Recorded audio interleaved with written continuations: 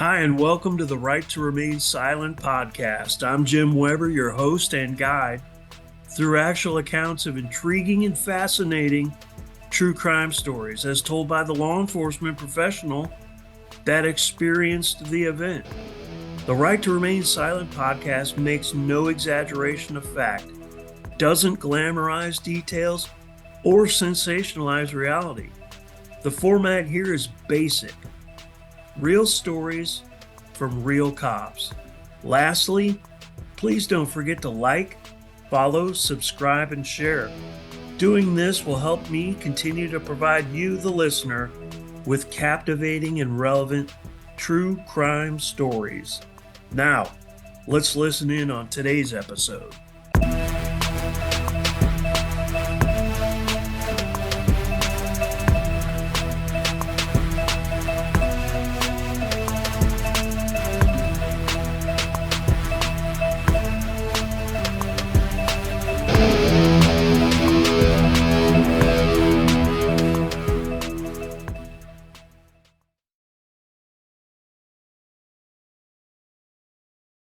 Hi, and welcome to today's episode of the Right to Remain Silent True Crime Podcast. I'm your host, Jim Weber, and today's guest is Andrew Snarey, a United States Postal Service Office of Inspector General Special Agent. At the time of the investigation that we're going to be discussing today, Drew was actually a detective with the Southfield, Michigan Police Department, and he was assigned to the FBI as a task force officer. During the conversation today, Drew will be discussing his Hobbs Act robbery investigation that occurred at multiple jewelry stores throughout the United States. Drew, thanks and welcome. Hey, thanks for having me, Jim. I really appreciate it. Glad to be here. Absolutely. Yep. I think your investigation discussion is going to be very interesting to folks today, and I'm looking forward to it. But before we actually get into the conversation about your investigation, I want to read your bio so that listeners are familiar with who I'm talking with and your background, so they know a little bit about you as you're recounting your story here, if that's okay. Sounds good. Awesome. All right. Drew is a Michigan native who has worked in law enforcement for 24 years. He grew up in mid-Michigan, where he went on to achieve a bachelor's and a master's degree at Ferris State University. Drew started his career in corrections and court services with the Oakland County Sheriff's Office. After a few years there, he later transferred to the Southfield Police Department, where he worked as a patrol officer, detective, and was assigned to an FBI violent crime task force. Drew moved on from police work after 15 years in order to join the Secret Service as a special agent. While with the Secret Service, Drew worked on an organized crime task force, the Chicago Search and Arrest Warrant Team, known as SWAT, along with numerous protection details where he was involved in the protection of several United States presidents, past and present. After some time with the Secret Service, Drew later transferred to the U.S. Postal Service Office of Inspector General, where he currently works as a special agent in Chicago, investigating crimes related to narcotics trafficking, utilizing the U.S. mail, and as an agency firearms instructor. Drew is also working to grow an outdoor fitness company known as Frontline Athletic. Drew's been working to grow this business for approximately a year and a half now. Drew currently lives in the Chicagoland area and is the father of a 14-year-old son and a 13-year-old daughter. He loves outdoor life and is fortunate to have children and a girlfriend who share that same passion. In his free time, Drew likes to coach his daughter's softball team, work out with his son, or go for hikes with his girlfriend and their dog. Drew, I got to say, that's an impressive bio and a career. Thank, Again, welcome to the show, man. I appreciate it. thank you. Thank you. I appreciate the compliment on the bio, but I think probably the most impressive part of that bio is the involvement with the kids more than the career stuff. Yeah, absolutely. I agree wholeheartedly. That just shows you got the right mindset there. Family before profession. So, yeah. Yeah. Thanks, Hey, Jim. I let appreciate it. Yeah, absolutely. Let me ask you this. I'm always curious to talk with my guests about their law enforcement career. So maybe could you tell us how and why and when you got into law enforcement? Yeah, absolutely. So, my family background is everybody was either an educator or in law enforcement. And except for one of my stepbrothers, who is a command sergeant major in the Army, retired now, and he's special forces. So initially, I thought I wanted to get into that. I'd go visit him at whatever base he was stationed at, and he'd show me around and introduce me to all his buddies and stuff like that. And I really wanted that life. But I opted in my senior year of high school, started my senior year of high school, that I either wanted to become a teacher, like my mom and my dad, or I wanted to go in law enforcement like my uncle. So I ended up, it's an interesting story there. I ended up getting into law enforcement because of a discussion with my barber. So 18 years old, I can't make a decision. I don't know which one I want to do. I'm accepted to two different colleges. One has an emphasis on education. The other one has an emphasis on law enforcement. And what had happened was, first off, I went to the one college, the education college, and it was just like a gloomy, nasty day. And then I went to the other one, and the sun was out, birds were chirping. And I go and I get my hair cut, and I'm talking to my barber, and who had been cutting my hair since I was a toddler, by the way. And he just told me, he's like, you got to go with your gut. Like, what does your gut tell you on this? What does your heart tell you? And I left there and decided I was going to be a police officer. And I got into police work not because I wanted to lock people up or I wanted to enforce the law or go catch bad guys. And that's all part of it, right? But I Sure. got it because I wanted to help other people. My goal in that situation, I was a lifeguard in high school and in college. And my goal was that I wanted to help those that didn't have the means to help themselves. And that's been an important aspect of my career throughout my career, whether I was a police officer having contact with local citizens daily, and having more opportunity to do that, or when I've been a federal agent and I've come into contact of victims of crimes. And when I say victims, that could be anyone from the crime, someone who the crime is proliferated against, to people that are being manipulated and utilized by the upper echelon of the criminal organization. And a perfect example of that is human trafficking in the sex trade. So Sure. I've dealt. I mean, when I was with the Secret Service, I dealt with a young lady who had been picked up on the south side of the Chicago, and it was in a case that they were counterfeiting. They were turning $1 bills into hundreds, and then they were using the funds from that. In a 2 year process, they had they had a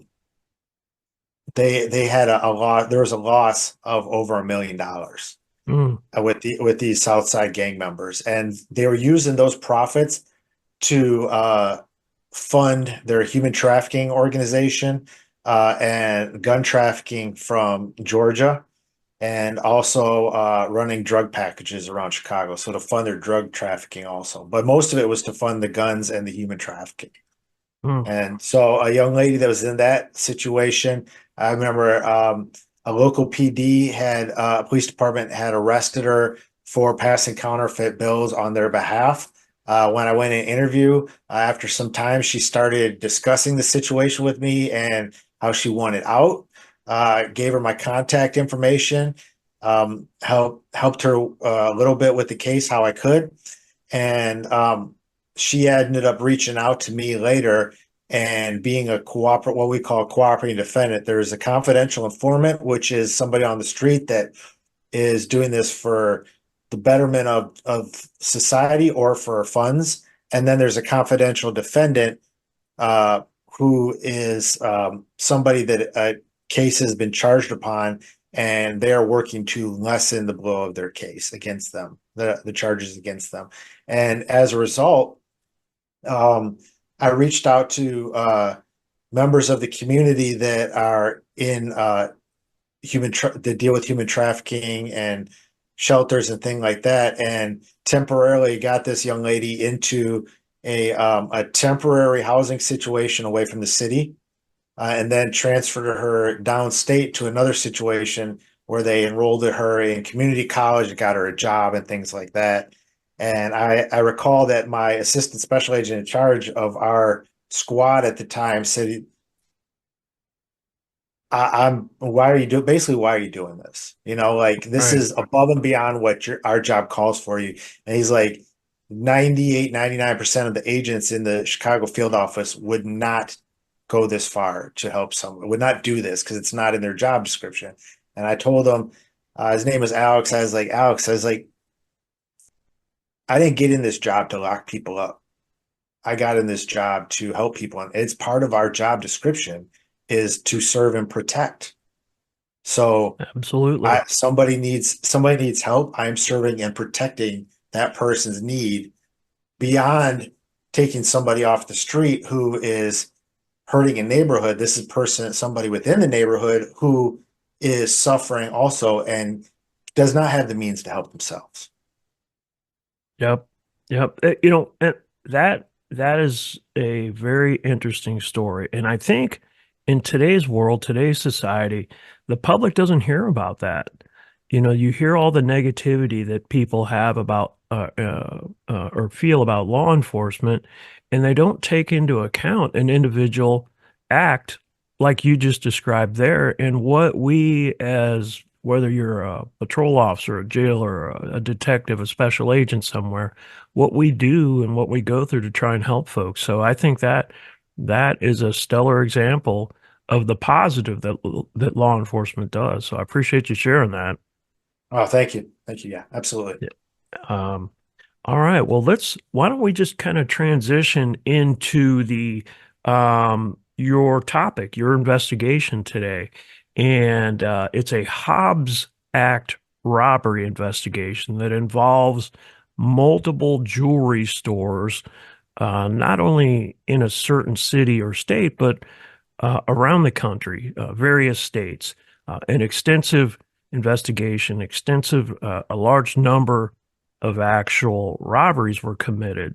In our prior conversations, you and I kind of offline conversations in preparing for today, you kind of summarize the investigation. And at the time of this investigation, I think you said, and please, as we go here, correct me if I misstate something, because you're the guy that experienced it and know the details of facts here. So if I misstate something, don't be afraid to correct me. But I think you said you're a detective with the Southfield Police Department, and that you were working as a property crimes detective, or you were working property crimes, and you got involved in this investigation where it was actually like somewhat like you see on television, where a group of individuals will enter the premises of a business and smash out the jewelry cases and steal the jewelry in this store and then flee and move on.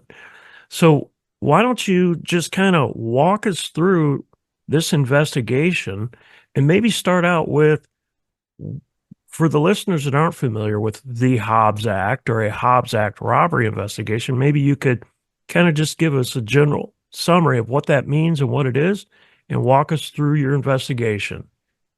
Absolutely. So Hobbs Act robbery is named after a U.S. representative by the name of Sam Hobbs. He was a Democrat out of Alabama, and it's codified in United States Code for criminal violations. So it was codified as 18 USC 1951, and it was enacted in 1946.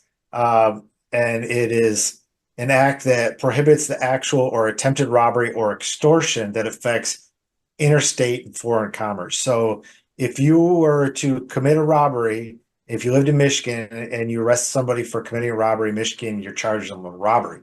If they go into Ohio and commit that crime, then come back into Michigan, bring those goods back into Michigan, that is interstate robbery, and that's Hobbs Act. So, and it's basically for general relation, it affects interstate commerce. And it was initially set up conceived and set up to work as an anti-racketeering measure in the late 1940s when that type of situation was extremely prevalent. And it's around not it's around when RICO came out and stuff like that, which is racketeering in the commission of an offense. So that's what those things came out.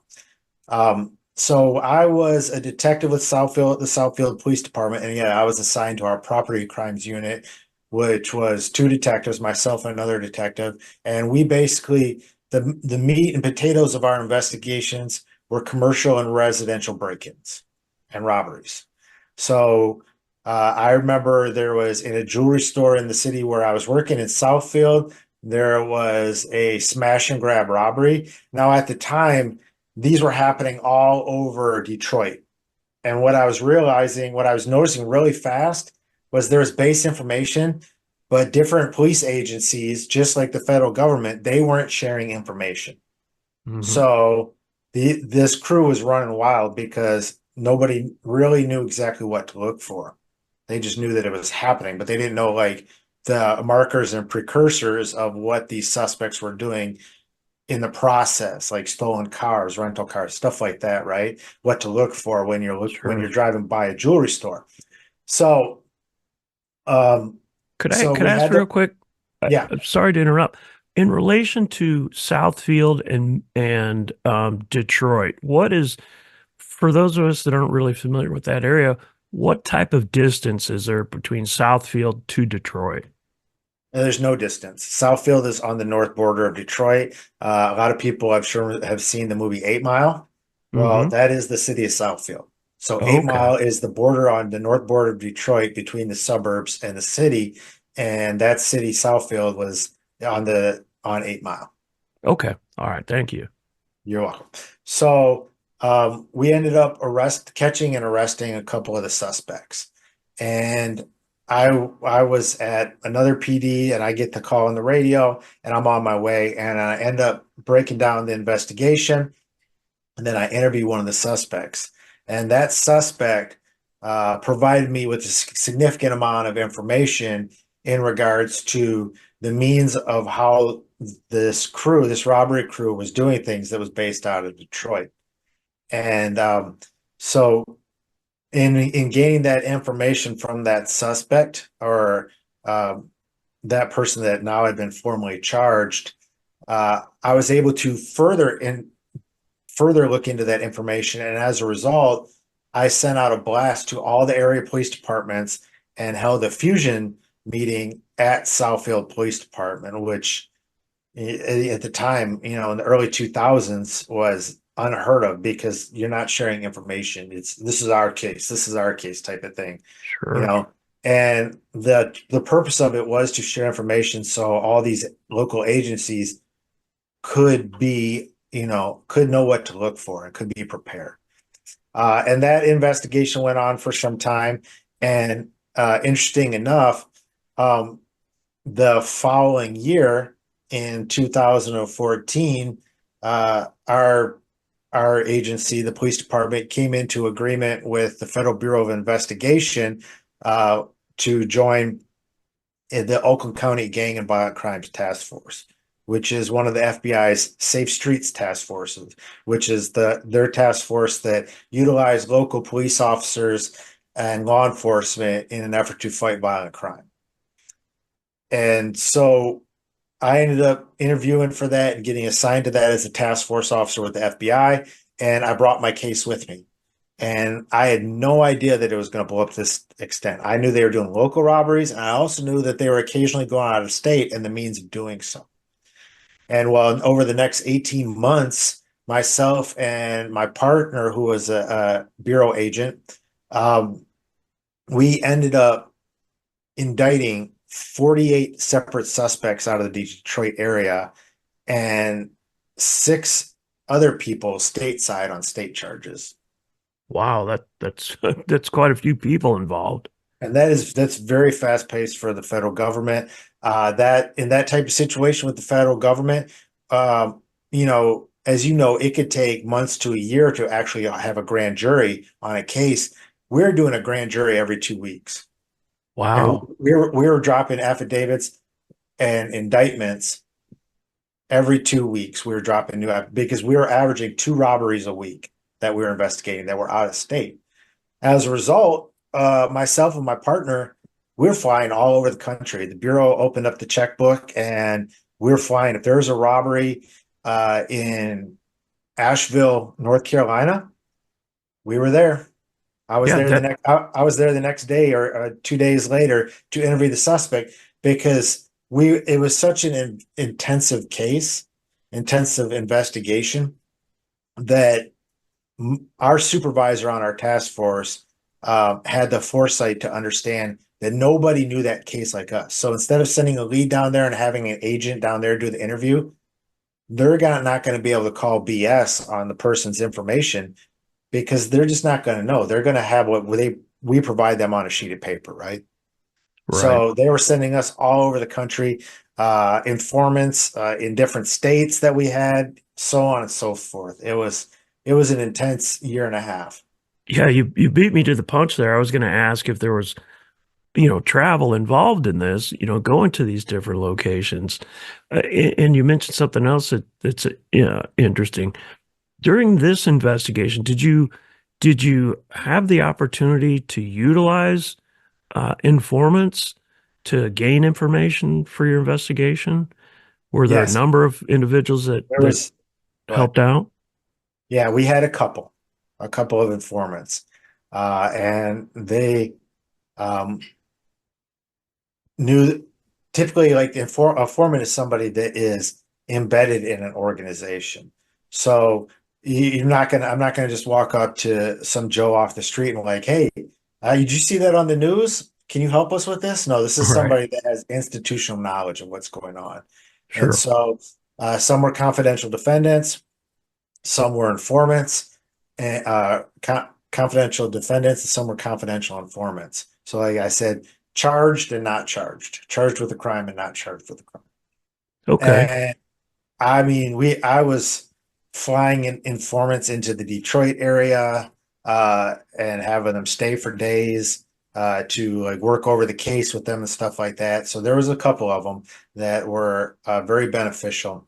I remember at one point um, we ended up picking off a group of the suspects crossing the state line from Ohio into Michigan, and that was related to information we were receiving. We didn't know that they were just coming back. Wow. Okay. Okay. Did this was this an organization? Was it the same group or individuals going from city to city doing this? Yeah. Like this one large group, or how did it operate? So that's an excellent question for clarification. So it was there was two separate gang factions in the Detroit area, and the investigation involved the ringleaders of these gangs.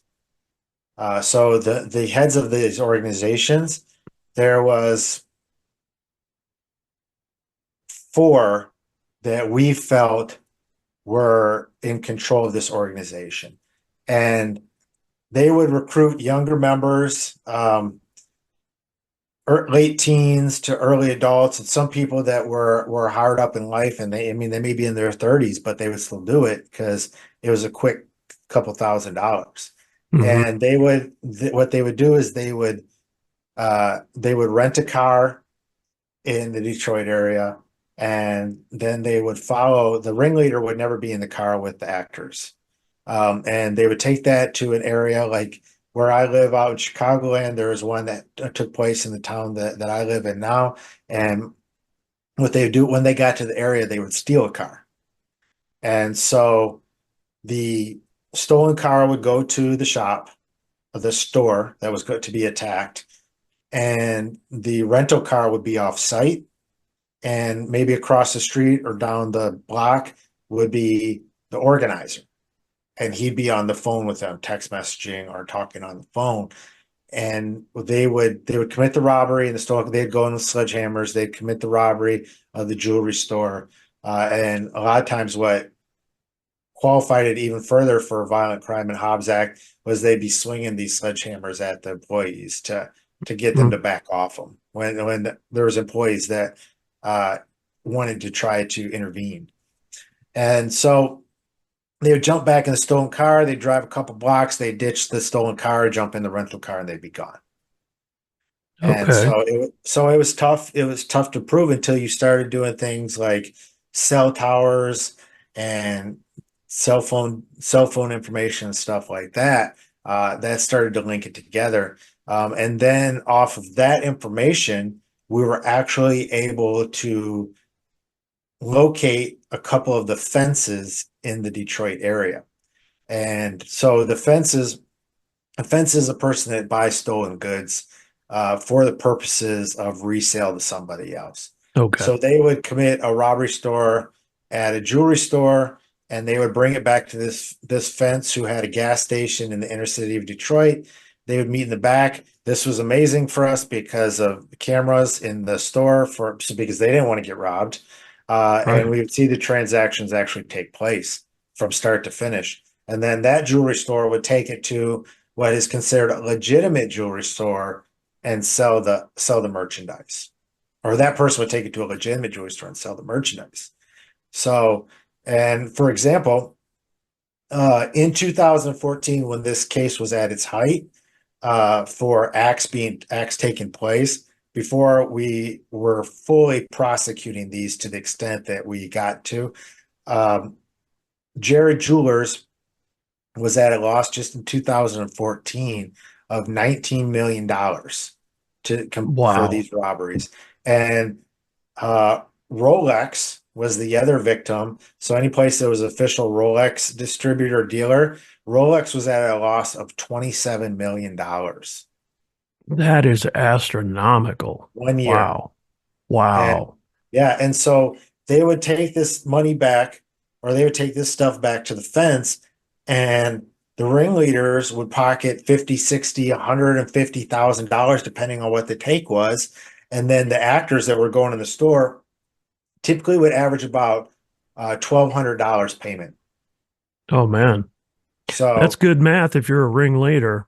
yeah, yeah. So you have a 17-year-old that does all the work, is on camera and all that stuff, 19 years old, and they're making $1,200. The person that's sitting down the street that thought up the idea and is making sure that nobody screws up, Hmm. 60 to 100 plus. That's amazing. That's amazing. On these incidents, when they would walk into, say, a Jared Jewelers or whatever business, would there typically be like one or two of them, or would there be four, five, or six, or did it just vary from location to location? It varied. There was never less than two, and on average, it was between four and six. So it was four or Okay. five. Okay. Because you'd have Wow. somebody holding the door so they couldn't lock the door open, so security couldn't lock the door from the inside on a switch. And then you had them, they knew, and the problem that Jared's has was up until this point where these robberies were taking place, Jared had the exact same layout throughout the United States. Mm, So there was no delay. They didn't have to figure out where loose diamonds were at. They would just run to that portion of the store in every store and start smashing glass and then yeah. run. Yeah. Once they get the lay of the land, it's pretty much easier for them if everything's the same. Would these guys, would this group, would they scout out locations? Would they do like pre-surveillances or anything to your knowledge? Or would they just pick, all right, we're going to this city, this address, and let's do it? Or you know what I'm Absolutely. saying? Yeah, they absolutely would do pre-incident surveillance. So they would send people to those locations. A lot of times, women, less, it just doesn't catch like security's eye quite as much, right? Right. A lot of time, like a uh, boyfriend, girlfriend. They weren't really boyfriend, girlfriend, but they acted as such to go in and look at stuff.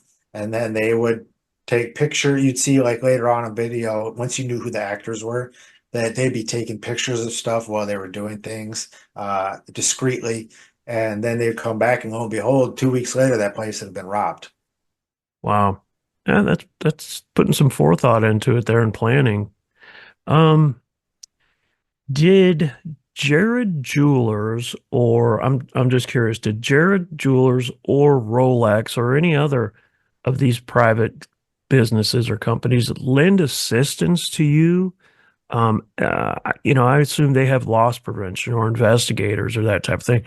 Did they provide those types of resources to you to further your investigation at all?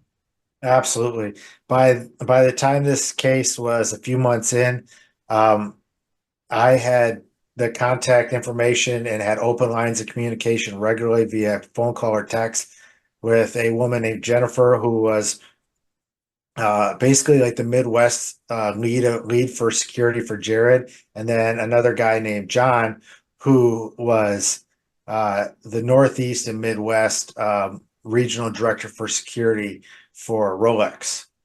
And so Okay. I actually spent quite a lot of time working with these people and sitting down and working on the blueprints, and not only working on what was happening, but prevention for other places to not be attacked. Because if we can deter it, we're not chasing it, right? And Right. I mean, yeah, it sounds really glamorous and sexy to indict 48 people within 18 months, and then another six people stateside. But if you can catch five and deter any more from happening, now you've really won, right? Right. Now Yeah, you you're ahead of the game. yeah. And that's way more important. That doesn't have the cool stats, but that's way more important in our book than oh, let's catch all these bad guys and receive some plaque for it later on. You know what I mean? Right. Exactly. Did these guys specifically target, you mentioned Rolex. Did these criminals go into these locations specifically to extract, retrieve Rolex? Or did they go in and just take everything they could? You know what I mean? Did they go after certain diamonds or certain types of jewelry, if that makes sense? Absolutely. No, with Jared, it was all loose stones, all loose diamond. And when they were doing Rolex robberies, it was specifically for Rolex. Okay. And they didn't want the $5,000 model. It was all date just and up. So it was all $10,000 plus. Yeah. They would if they got like a $5,000 model of a Rolex, they just give it away to somebody. They wouldn't even waste their time on it. Wow. Did any, through the course of your investigation, did any of the fences or pawn shops or anything cooperate with you, help you to further your investigation? Say, hey, we had this group come in, they had a number of Rolex watches. Did anything like that occur during your investigation? No, Nope.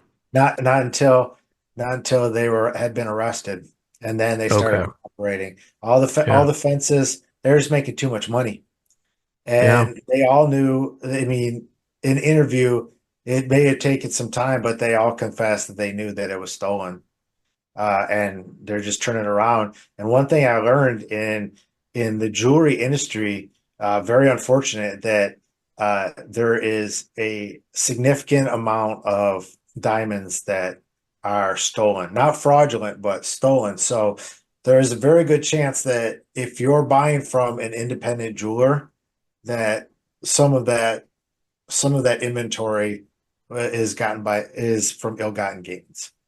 Okay. Okay. Is there, in your specific investigation, and I know it was a long time ago, but can you recall like how many states were involved, where locations were robbed? Yeah. So we ended up, myself and my partner ended up doing a case study when near the end of the case, um, down in Texas at it was the conference was called Riot, is Robbery Investigators of Texas. And we went down there and did a case study. And uh, side anecdote was at the time as a task force officer, I was involved in a lot of counter surveillance too for other agents and task force officers cases. So I had to blend in more. So I had long hair. I had, you know, goatee and stuff like that. Like my hair was down to my shoulders. And going to this conference, nobody would talk to me. Like, they were like, "Who is this guy?" And then, Hmm. on the last day, they come into conference room, and I'm standing up the front with my presentation, and they're like, "Ah, that's who he is." They're like, oh, that makes sense. Yeah, everybody else is very clean cut, and I was looking raggedy. So on by design, right? So Sure. so we went down there and we gave a presentation on it. And could you reiterate the question for me in regards to it? About the question that I just asked you. Yeah. Okay, yeah, it was about how many states do you Ah, think were involved in the overall? How many states were affected by yeah. this robbery ring? Right. Okay. So when we had pieced it all together for the presentation, we had came to the conclusion that this affected 21 states. Oh, wow. Wow, that is significant. Yeah, and I mean, I was flying to California, I was flying to North Carolina, I was coming over to Chicago from Detroit. Quite a bit of travel, going to Ohio. Not all the travel, not every state did I end up going to. A lot of it, local law enforcement helped significantly. But we went to a lot of them. So 21 states, 48 actors federally and six stateside. And they were charged stateside because um, their role was it made a lot of different features. Like it may have been conspiracy, obstruction, stuff like that we ended up charging with, and their role within the organization to be charged federally may have been slightly more vague. So we Hmm. didn't charge them on the federal side, but then we would turn right around and call the Oakland County Prosecutor's Office and work on dropping charges out of Oakland County. Okay. So we also had we had a assistant U.S. attorney out of the Eastern District of Michigan handling the federal case, and we also, by the time it's said and done, we had a go-to prosecutor out of Oakland County that we were dealing with specifically. So we weren't constantly re-educating a prosecutor on what was going on with the case. That prosecutor already knew. Okay. Excellent. Yeah, that kind of streamlines how it unfolds. Yeah. Um, what was I going to ask you? How like different investigations conclude for different reasons. What in this specific investigation, how and why did it conclude? How did you bring it to conclusion? And what was it that you guys decided, hey, we think we've got enough. Let's go ahead and conclude this. At what point, you know what I'm asking? Yeah. Yeah, and that's right. And that's totally understandable because with all investigations, you have to weigh um, time management, the risk and reward, how much has been accomplished, and if you have actively deterred the continuing of the act of the crime, if you've suppressed it. And for us, we were able to build cases after all these people that were arrested. Towards the end, we were able to arrest three and indict the fourth, arrest three of the four ringleaders. And That's that pretty good. brought, That's really that good. brought things to a screeching halt. The fourth one, we learned because of one of the ringleaders that we had arrested, actually, that they had both purchased uh, fraudulent identities from top to bottom, a social security number, everything. I was all somebody that had legitimately lived at some point. And that subject moved to Arizona, and then he ended up making the FBI most wanted list Hmm. uh, due to his involvement in this. I mean, because you're talking millions and millions of dollars robberies throughout the country. So he is on the list with international terrorists and people that have been eluding the major criminals that have been eluding the FBI since the 1970s. And then here's this guy. Right. And what had happened was somebody had seen this and seen the reward available and knew of him living in Arizona. So I had already left for the Secret Service at this point, but ended up working that part of the case with the blessing of the Secret Service. And he was arrested. He had long dreads at that time. Totally different looking guy. Like it was still the same face. You knew it was him, but he had slimmed down. He'd grown his hair out long. He was acting like he was just living an average suburban life in the suburbs of Phoenix, Arizona. And so Hmm. he ended up getting around or getting nabbed in 2019, I believe. So 2020, so 4 years, 5 years removed of when he was indicted. He'd been living as a free man out there, getting grabbed and went through the process, hearings, arraignment, all that stuff. And he ended up getting, I believe, off of his guidelines and agreements that he made, he ended up getting 8 years. Okay. All right. That's pretty good chunk. For listeners that might not be familiar with or know how the federal system operates, you referenced the Eastern District of Michigan, and you referenced traveling around to various states, going to California and whatnot. Were all of these 48 individuals indicted or charged through the Eastern District of Michigan, or were they charged in the jurisdictions, say LA, California? They were involved out there. Would they have been charged out there? Kind of just briefly explain how that worked. That's an excellent question, actually, for clarification purposes. So, in an incident like Hobbs Act robbery, where it originates in Detroit and goes out of state, it can be charged in either jurisdiction. So it can be charged where it originated from and where planning took place, or and where goods were brought to, or it can be charged where the act actually takes place. And so our assistant U.S. attorney was also making a lot of calls to assistant U.S. attorneys in other districts like Cincinnati, North Carolina, and Denver, Colorado, to bring the cases back to Michigan so we could charge them here. And so they had to be, oftentimes they would be there would be hearing there where they may be arraigned on it, and then they'd be transferred to us, and the U.S. Marshal Service would transport them to Michigan. Okay. All right, that makes complete sense. Of this large number of individuals charged in your investigation, did any of them decide to go to trial? Not a one.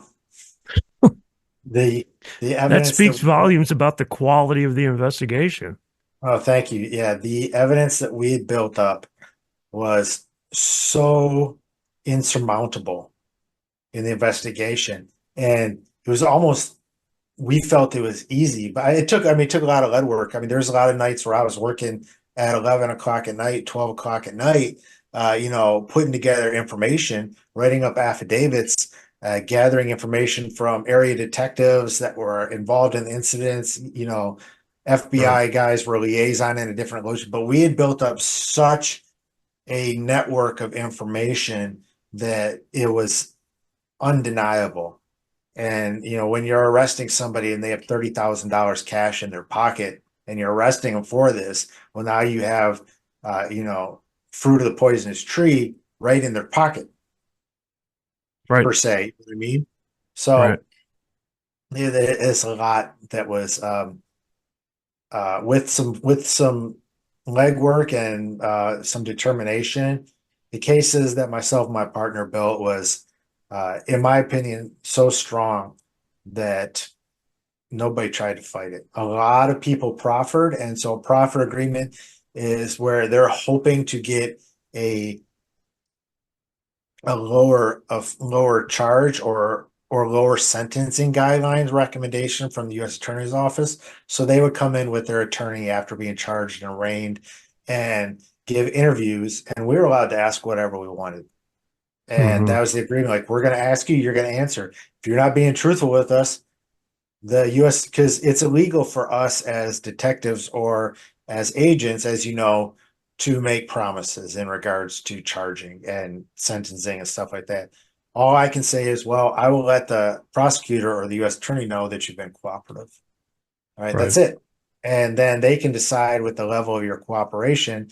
When the judge finds you guilty and decides to sentence you, the U.S. attorney or the prosecutor can give their recommendation, and that's it. So it could backfire in their if it potentially could backfire. Like you could say the U.S. attorney could say we're recommending 54 to 70 months, so like Right. 5, 6 years ish, and the judge was like, no, I'm going to go at the top end of the guidelines. I'm going to give them 9 years. You're And right. we don't have any control over that. We don't have any Right. control. And it's set up that way as a checks and balances.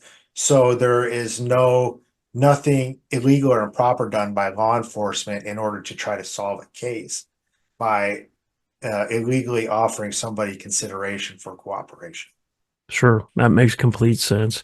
Was there any type of range, like an average um, sentence that individuals got? You mentioned one of the leaders got what I think you said 8 years or so. Is there any type of range from the guys doing the footwork of smashing the glass to the ringleaders? An average of, hey, they were sentenced to 2 to 8 years. Is there any way to guesstimate? Yeah, so a lot of that, they have a point system at the federal government. And so a lot of that relates to not prior offenses or arrests, but prior convictions. Because you can't count, somebody could get arrested for homicide and not be convicted of it. And well, I'm sorry, we can't count that homicide. Whether we believe they did it or not, we can't because they weren't convicted of it. So they would add that stuff up. Like there was people that weren't the ringleader that were getting 11, 13 years, Hmm. 11 to 13 years. And then the ringleader got 8. I would say the average time was 3 to 5 years Okay. for people that were in the lower portion of it. If they didn't violently attack somebody and they were part of the robbery, they were getting 3 to 5 years on average. Okay. All right. Nobody was getting probation. Good. Good to hear. Well, that is, I personally have never worked an investigation like that. That had to be an interesting case to work and experience as you went through it. Um, and I would assume at the conclusion of all this, I'm just assuming, I don't know, did you and your partner or your department get any sort of recognition about, hey guys, great job on this? So it's funny you say that. And as you and I know both, that we don't do this job for recognition Right. because the plaques and stuff on the wall behind me for the past 10 years, they've sat in a box. And then my kids Yeah, asked me to put them up so they could see them. So I finally hung them, and sure. in my point of view, um, it's more important for me to be involved with my children than to be recognized by law enforcement. So because like you go get a plaque for this case, well, you're going to go up in front of a room, they're going to clap for 30 seconds and then it's an afterthought, right? But Yeah, myself and my daughter will never forget in the third grade. Nobody's ever going to forget this that was involved in the third grade, how she played coach pitch softball. And I pitched to her every single game except one and saw her go from somebody that didn't know how to hit to she was hitting almost every time at bat. That's a memory that she'll never forget. And that's a memory that I'll never forget. But the day I walk out of this job, I'm replaced. right. And a couple months later, people are like, well, what was his name again? The guy, yeah, the guy that I can't think of it. It's right there. You're So, 100% right. right. So in regards to that, we did, I know you're with Homeland Security Investigations, correct? Yep, So we both know that we've worked with the Bureau, the Federal Bureau of Investigation, and we all know that the Federal Bureau of Investigation likes to put on press conferences, right? correct.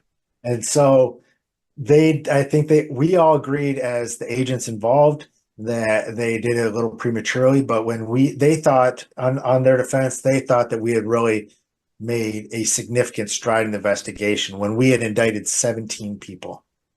And myself and the other case agent were like, this is too early. We're just getting Yeah, started. this is a drop in the bucket. Yeah, this is a third potentially of what we'll get.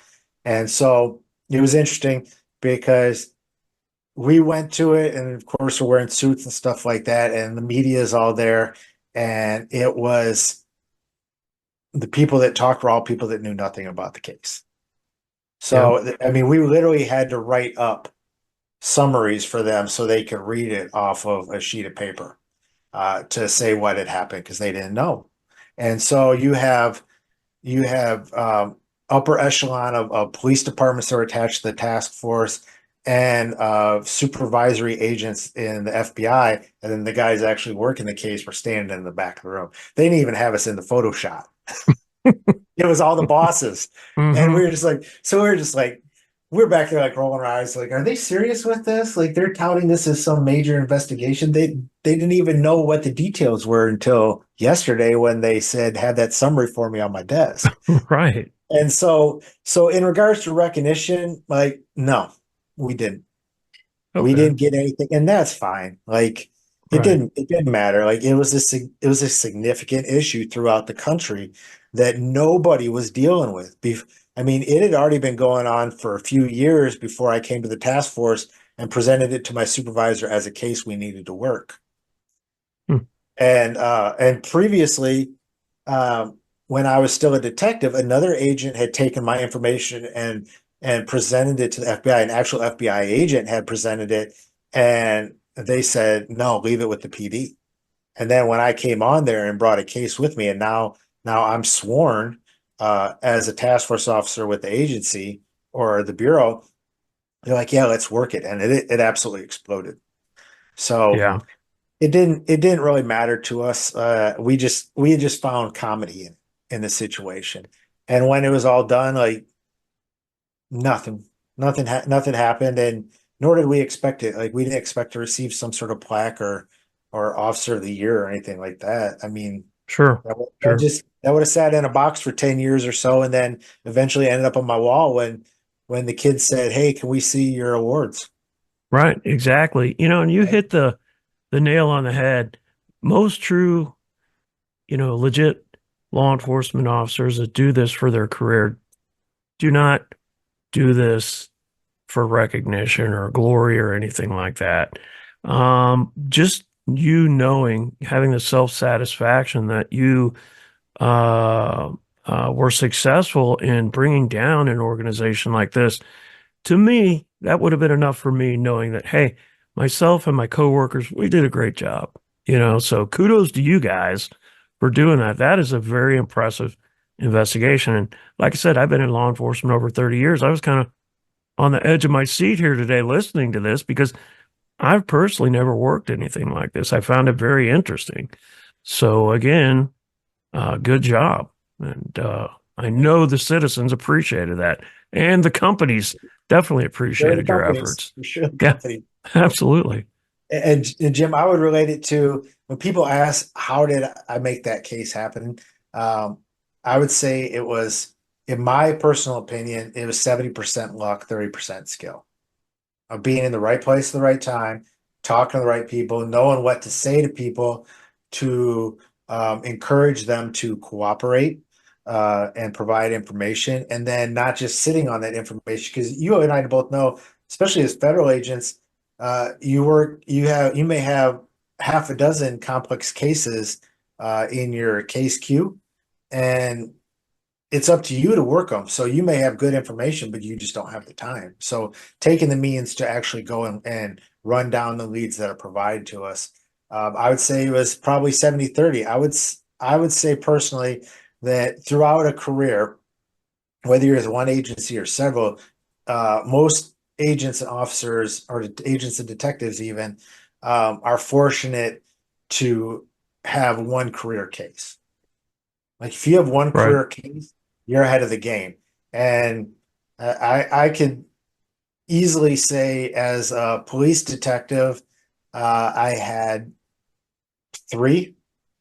And with the Secret Service, I had one. And now with OIG, I'm currently in the middle of one. Hmm. And a lot of that is just luck. Just knowing, no, and also like that there's the 30% too. Knowing when you see something that it has potential to be way bigger than what's put in front of you. and the information that will lead to that. Sometimes it's hard to find, sometimes it's easy, and realizing that it's not going to be that hard to figure this stuff out if I just give it a little bit of attention. Yep. I would agree with that. That makes complete sense. Well, let's kind of transition a little bit here to, what you're doing now. You mentioned it. You're currently you work as a special agent with the U.S. Postal Service Office Office of Inspector General, right? Right, yes. Yep, that keeps you busy. I'm quite confident of that. But how about you actually have a business, an outdoor fitness company known as, I think it's Frontline Athletic. Is that correct? That's correct. So, uh, I started the company in April of 2023, and it was really because I was a part of an outdoor workout group called F3, which stands for Fitness Fellowship and Faith. It's based out of North Carolina, but it's international and it's free. Um, it, it's a men's workout group and it's 100% free. You show up at a park and it's outdoors and you work out with these guys. Somebody leads, people follow. And what I had noticed when I started working out them, that there was some holes in the industry that needed to be filled. And when I say holes, like equipment and things that were very pricey and were quality, but people couldn't afford, because in reality, what you have at these workouts is I may not know you in your personal life next to me, but you may be the owner of an IT security company with a vacation home, and I may be working piecemeal at a lawn care service, right? So for you, if somebody says, hey, if you want to go out rucking, or if you want to use sandbags in a workout, or if you want to use this type of equipment, here's what you need to buy. And it's $600 ish, let's just say. Hmm. And then you say, as the IT guy, as the IT security owner, you're like, all right, I'll buy that on Tuesday. But the other guy, who that might be his take home income weekly, is never going to realize that purchase. So he's going online to various online distributors that we all know and use often, and buying something that's cheap and lasts like 3 months and doesn't have the value that lasts 5 years plus from another group. But I found that the equipment was very expensive. So I set out on a goal. And that goal has involved a lot of rebranding and building and um, yeah, basically rebranding the organization, the company. We started out as Frontline Gear and Outfitters, and that sounded to us after a while like it was kind of like uh, a mouthful. It was word salad, right? Hmm. So we rebranded in the past couple months to Frontline Athletic, new logo, new website being built right now.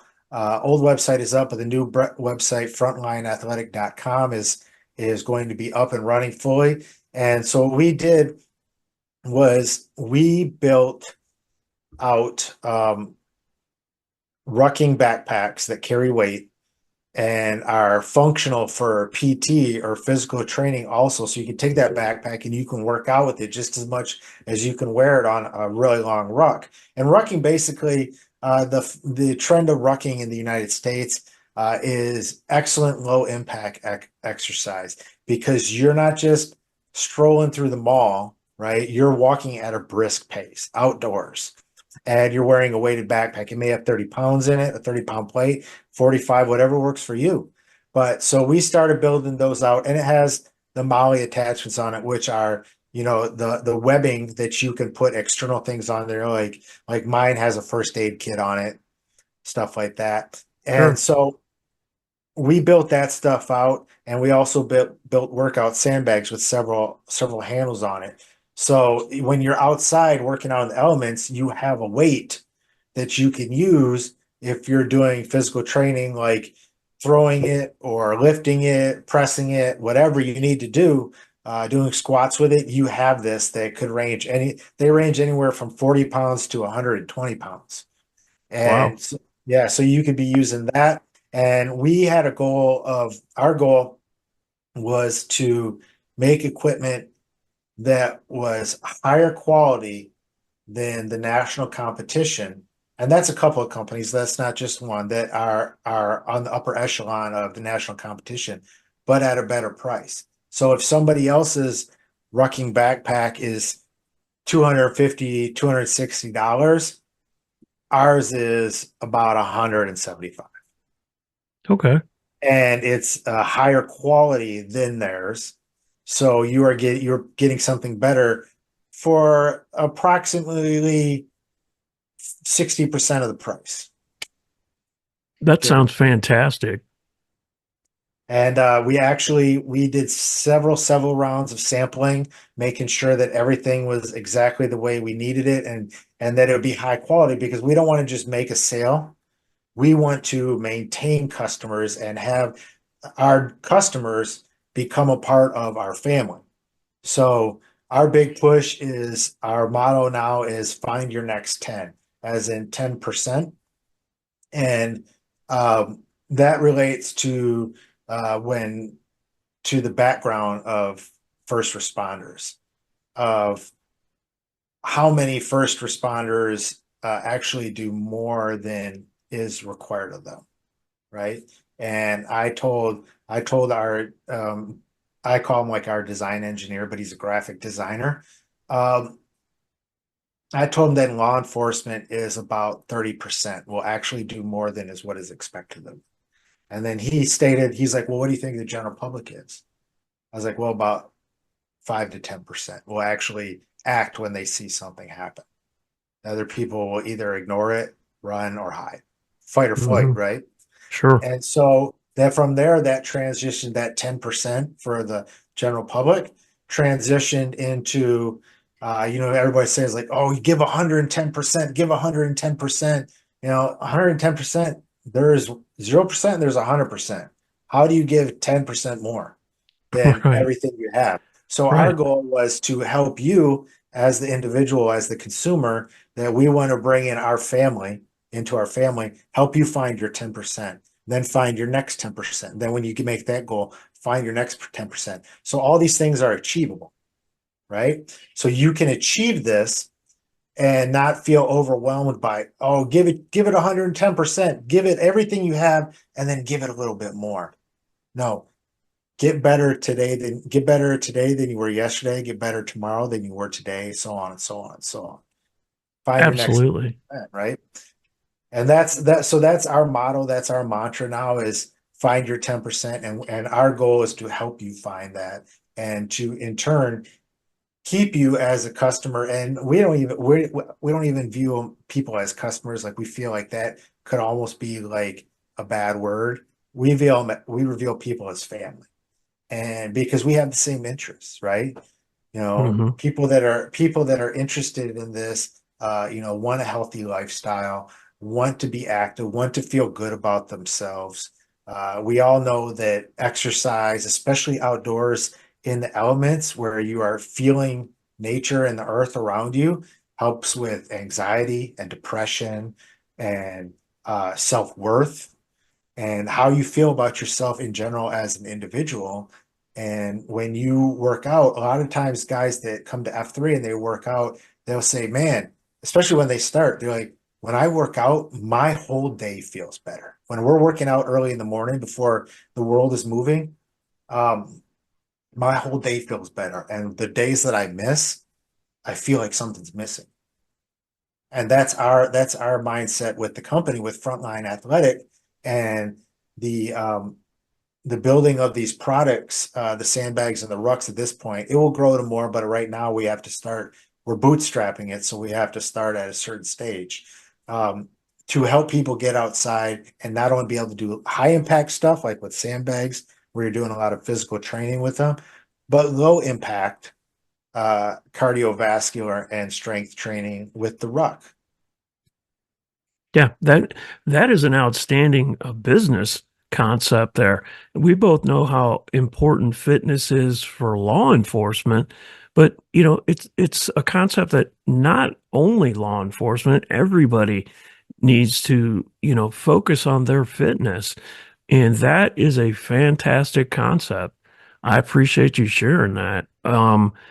People, I think you said your new website, Frontline athletic.com. Is that what you said? It's spelled as That's it in the sounds. works right now? It's in the works right now. So if you were to go to frontlineathletic.com, it would just come with under construction. Our Okay, old website is still available, but there's nothing on there in regards to the new equipment because, in our opinions, it's antiquated. And the old website was clothing based. And now we're transitioning more into equipment, which comes with the rebranding. So as a result, we are moving away from clothing and working more on equipment that will help you become fit to in turn wear the clothing that you want to wear instead of what you have sure, been wearing. And so the clothing and clothing line will come and but right now most of the clothing that we have we're giving away for free to help promote. sure, And we feel we we feel the bringing people into our community will pay over tenfold compared to selling a hooded sweatshirt or a t-shirt or a sweat headband for their prices and making that immediate margin compared to potential margin down the line. And in regards to that, I think it's really important to state that our motto is not, and we're not here to get rich. We're here to provide a service. And when you provide a service, the rest of that will come. But if you're in an industry like this, especially in an industry that is more family and customer based, where you're doing an act for people and able to help them with their health, if you're focused on the service, the rest will come. So that's why we're not worried about margin at this point. We're not worried about selling clothing that's branded that has our branding on it because we want to provide things for individuals that are interested in bettering themselves. And we know that if we develop that family and that relationship with them, then down the line, the rest will come. yep, absolutely. Great business concept that I'm confident will skyrocket. So that is awesome. I appreciate that. Well, let me ask you this. Is there anything now that we've kind of talked for quite a while here about, the case, your business, is there anything that I failed to ask you that you think might be important to mention or anything that we need to go back and touch on, or are you confident we did a good job in covering everything? Well, just shortly in regards to the business, the best way to view what we have going on right now is social media because the website's not finished being built yet. And I presume that by the time you have put this podcast out, that the website will be up, and that will not even be a talking point that would have Sure, mattered.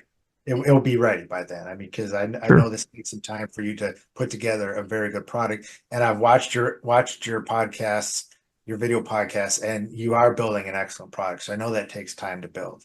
Hey, But if you want to follow us on social media, we do have Facebook, we do have Instagram, TikTok, all that stuff. The best place for you to follow what we're doing, because this is our most active and the most we are involved with, is Instagram. And that Instagram is at frontline_athletic. okay, outstanding. I highly recommend that. I'm going to check that out myself today. So again, I We'd appreciate love to that. have you. We'd love to have you. I We promise we'll appreciate give that. you a follow back. Awesome.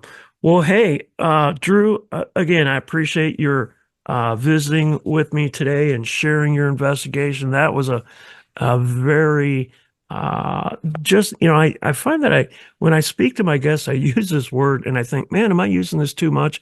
Interesting. Interesting applies to this case here. I think it was very good.